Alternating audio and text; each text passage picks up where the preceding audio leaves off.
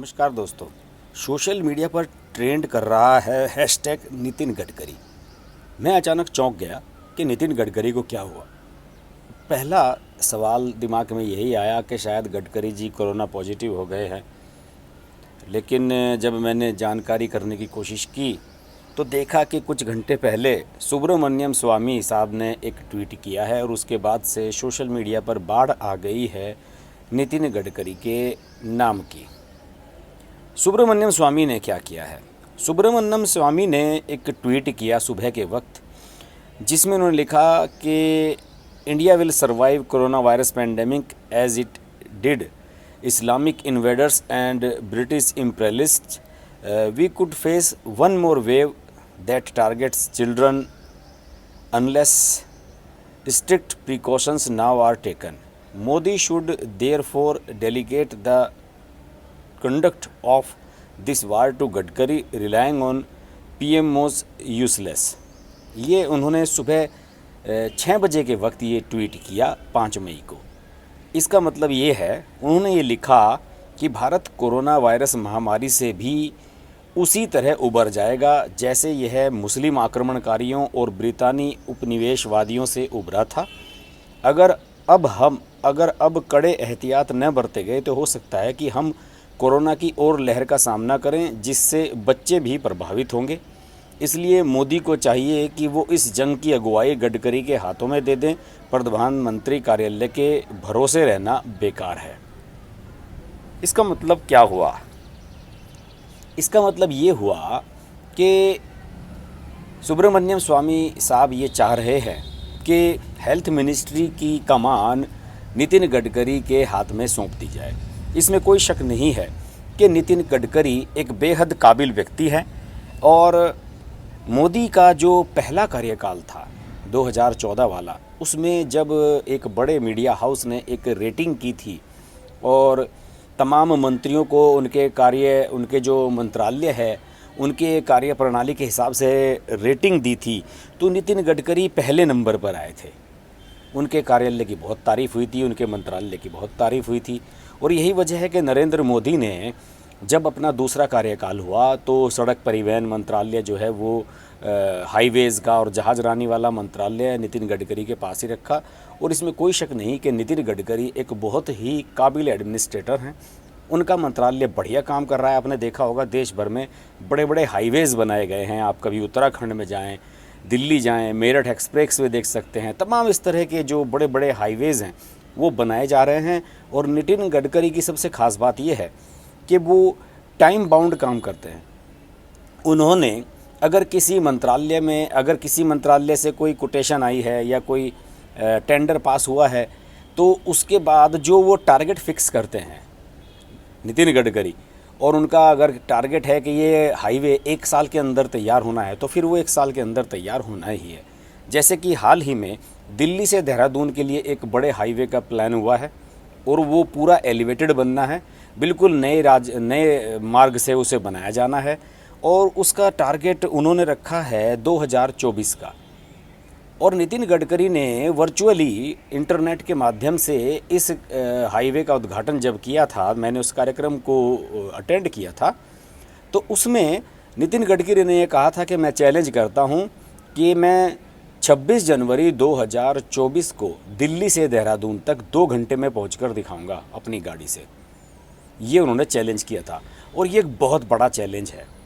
जिस रास्ते पर आपको जाने के लिए 6 घंटे लगते हैं, सामान्य रूप से 6 घंटे, कभी तो 8-10 घंटे भी आपको लग सकते हैं, आप एक ऐसा हाईवे बनाएं जिस पर आम आदमी 4 घंटे में पहुंच सके और उस पर आप दावा कर दें कि हम 2 घंटे में पहुंचकर वहां आपको दिखाएंगे, तो ये इट टेक्स गट्स, ये एक गट्स की बात है। और यही वजह है कि सुब्रमण्यम स्वामी ने इस कोरोना काल में जो भयंकर संकट का समय है, जिसमें सरकारों को कुछ नहीं सूझ रहा है कि क्या करना है, प्रशासन को समझ में नहीं आ रहा है कि कैसे व्यवस्थाओं को संभालना है, क्या प्लान किया जाए, ऐसे में सुब्रमण्यम स्वामी ने नितिन गडकरी का नाम उछालकर कुछ घटनाक्रम, कुछ खलबली तो ज़रूर मचाई है। सोशल मीडिया पर उन्होंने उन कुछ सवालों के जवाब भी दिए। जब किसी ने पूछा कि गडकरी क्यों, तो उन्होंने ये भी कहा कि क्योंकि कोविड-19 का सामना करने के लिए इंफ्रास्ट्रक्चर में सुधार की ज़रूरत है और नितिन गडकरी इस क्षेत्र में अपनी काबिलियत साबित कर चुके हैं। इसके अलावा किसी और ने ये ट्विटर पर उनसे पूछा कि जिम्मेदारी किसी और को देने का मतलब यह नहीं है कि आप अक्षम हैं, ये उन्होंने कहा। प्रधानमंत्री कार्यालय के बारे में जब उनसे सवाल पूछा गया कि क्या प्रधानमंत्री कार्यालय अक्षम है, तब सुब्रमण्यम स्वामी ने कहा कि जिम्मेदारी किसी और को देने का मतलब यह नहीं है कि आप अक्षम हैं। उनका ये भी कहना था कि पीएमओ एक विभाग है, न कि प्रधानमंत्री खुद पीएमओ हैं। ये बात तो सही कही है, पीएमओ एक डिपार्टमेंट है। इसके अलावा कुछ और लोगों ने भी सुझाव का स्वागत करना शुरू कर दिया है और सुब्रमण्यम स्वामी की जो बात है उसको राजनीतिक गलियारों में भी बड़ी सीरियसली लिया जाने लगा है और कई लोग तो उनका सपोर्ट करने लगे हैं। कुछ लोगों ने उनके सपोर्ट किया है और उन सपोर्ट के जवाब में उन्होंने कुछ सवाल भी किए हैं सुब्रमण्यम स्वामी से, और कुछ लोगों ने उनसे ये भी सुझाव लिया कि आखिरकार इसकी क्या वजह है कि डॉक्टर हर्षवर्धन जो केंद्रीय स्वास्थ्य मंत्री हैं उनमें क्या कोई वीकनेस है। तो उन्होंने ये भी कहा कि नहीं, वीकनेस की बात नहीं है, बात ये है कि वो उन्हें पूरे अधिकार हैं, सब कुछ छूट दी गई है, लेकिन इसके बावजूद भी डॉक्टर हर्षवर्धन अपने अधिकारों का इस्तेमाल करने में थोड़ा सा लचीले हैं, वो लागू करने में। इसलिए अगर नितिन गडकरी जैसे व्यक्ति को ये काम सौंपा जाता है तो वो बहुत इफ़ेक्टिवली इस काम को कर सकते हैं। बहरहाल सुब्रमण्यम स्वामी इस तरह की चीज़ों के लिए पहले से मशहूर रहे हैं। आपको मैं बताऊं कि वो वित्त मंत्रालय की कार्यप्रणाली से भी असहमत रहे हैं। पहले वो अरुण जेटली को क्रिटिसाइज़ किया करते थे, अब वो निर्मला सीतारमण को करते हैं। सुब्रमण्यम खुद बहुत पढ़े लिखे हैं और अर्थशास्त्री हैं। उनका मानना है कि अगर मैं वित्त मंत्री होता तो मैं बहुत डायनामिक काम करता।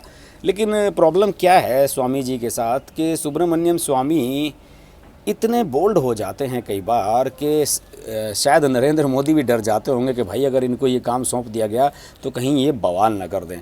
आपको याद होगा जब एक समय चर्चा हुई थी कि इन्हें जेएनयू का वाइस चांसलर बना दिया जाए, जब नरेंद्र मोदी का पिछला कार्यकाल था, तो उस समय ये चर्चा हुई थी कि सुब्रमण्यम स्वामी जो कि कट्टर संघी माने जाते हैं पुराने समय से, कि इन्हें जेएनयू का वाइस चांसलर बना दिया जाए। तो इनके पास ऐसे ही चर्चा पहुंच गई। तो सुब्रमण्यम स्वामी ने एक टीवी चैनल वाले से कह दिया कि हाँ, मैं तो तैयार हूँ कि अगर आप मुझको बना देते हैं वाइस चांसलर जेएनयू का, लेकिन उससे पहले मुझे जेएनयू के कैंपस में सीआरपीएफ का एक कैंप खोलना होगा, तब इन नक्सलियों से मैं निपट पाऊँगा। तो ये जो खतरनाक बातें सुब्रमण्यम स्वामी कई बार कह देते हैं, इनकी वजह से नरेंद्र मोदी घबरा जाते हैं और उन्हें लगता है कि कहीं सुब्रमण्यम स्वामी के हाथ में किसी मंत्रालय की कमान सौंप दी तो भाई ये क्या बवाल कर बैठेगा आदमी।